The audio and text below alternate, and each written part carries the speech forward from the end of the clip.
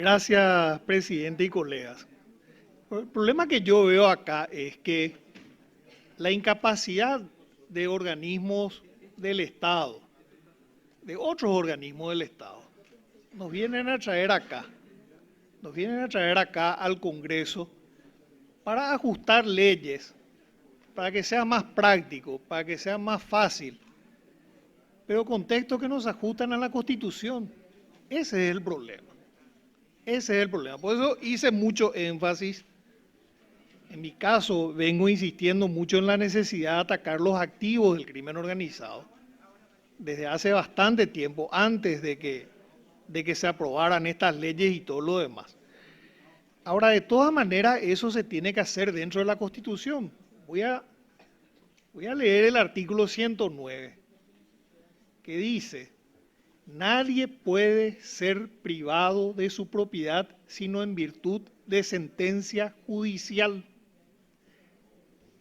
Este artículo es demasiado claro. A mí me preocupa mucho la degradación del derecho en nuestro país. En esta legislatura hemos aprobado una serie de leyes que o rayan la constitucionalidad, que están ahí en el límite, o que son abiertamente inconstitucionales. En estos días, hoy estaba en el orden del día y se postergó. Este no es un tema constitucional, pero sí habla de la seguridad jurídica y el Estado de Derecho. Está planteado que se va a nombrar a nuevos, el Ejecutivo plantea nombrar a nuevos consejeros de ERSAM, a pesar de que los actuales consejeros de ERSAM, que tienen estabilidad hasta que cumplan 5 años en sus cargos, siguen con el mandato vigente. Pero eso no es ningún problema, no es ningún problema. El Ejecutivo quiere cambiarle a los miembros de ERSAM y aunque la ley le impide, nos manda la propuesta al Congreso, a la Cámara de Senadores, que tenemos que prestar el acuerdo. Así se plantearon las leyes, se aprobaron unas leyes en blanco que autorizan al ministro de Economía a crear una estructura orgánica en el nuevo ministerio, fusionar otros. Entonces, el problema que yo encuentro con esta ley, más allá de los detalles que expuso muy bien la senadora preopinante, más allá del tema del avalúo y todo lo demás, que sí, eso, de hecho esa parte yo no cuestioné. Yo lo que cuestiono es que se pueda privar de su propiedad a una persona, cualquier persona, sin una sentencia judicial, porque eso va contra el artículo 109 que acabo de leer. No se puede privar ni si es mueble, ni si es inmueble, ni si es semoviente. Por eso, cuando la ley se aprobó originalmente, se estableció que pase a instancia judicial antes de la venta anticipada. Por supuesto que la venta anticipada es una necesidad. Por supuesto que los vehículos se deterioran, que las aeronaves se deterioran y por supuesto se rapiñan también probablemente.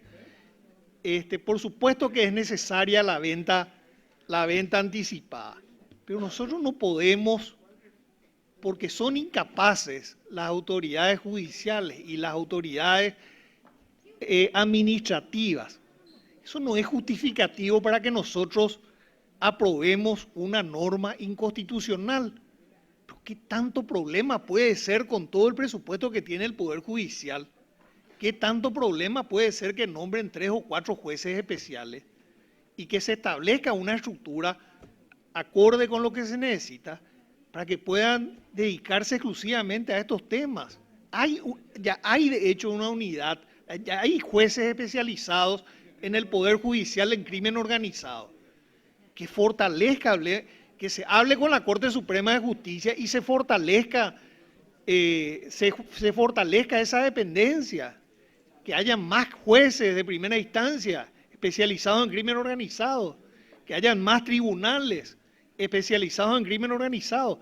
Yo no puedo creer que nosotros no podamos resolver este problema dentro de la Constitución. Pues el resto de la ley no me parece que tenga mayores reparos, pero sí encuentro insalvable el hecho de que nosotros queramos cambiar el texto original de la ley, donde se hablaba que la venta anticipada, se habla, la norma, y esto probablemente alguno que estuvo en la legislatura que se trató de esta ley va a recordar, se debatió mucho esto. No es que no se haya analizado este proyecto de ley en concordancia con la Constitución. Así que puntualmente yo lo que planteo es que se mantenga en esa parte, en el texto, de la venta anticipada, autorización judicial previa, en concordancia con lo que establece el artículo 109. Y me gustaría que, termino nada más con esto, realmente me pareció muy preocupante lo que dijo un colega propinante sobre personas vinculadas al crimen organizado, paseándose en los pasillos y haciendo propuestas en esta sede de la Cámara de Senadores. Creo que es un tema para conversarlo, no voy a pedir que se hable de esto en el plenario porque el crimen organizado es cada vez más peligroso, pero sí creo que es un tema que tenemos que conversarlo, con mucha seriedad porque acá hay muchísimos intereses en juego. Y el crimen organizado tiene mucho más control de las instituciones públicas, no solamente de las cárceles. Eso que estamos viendo en las cárceles, cómo el sistema penitenciario está controlado por una organización o más de una organización criminal, cómo les vemos por las murallas a los soldados de esas organizaciones criminales, cómo le ponen de rodillas al Estado paraguayo esas organizaciones criminales. Esa es una parte pequeña del problema. Puede ser que ahí esté el puesto de comando de alguna organización criminal local y hay otros exponentes de otras organizaciones criminales transnacionales. Pero hay mucho más que eso, Recordemos que en este país el crimen organizado literalmente tomó por asalto 2 ciudades hace poco tiempo, hace pocos años.